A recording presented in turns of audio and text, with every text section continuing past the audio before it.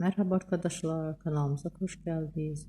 Bugün sizler için güzeller güzeli Demet Özdemir ve yakışıklı oyuncumuz Can Yaman'dan güzel paylaşımlar sizler için hazırladık.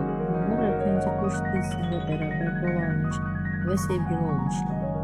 Ve dizi bittikten sonra yollarına ayrılmış ve Can Yaman İtalya'ya gitmiş ve orada yeni dizide rol almıştı.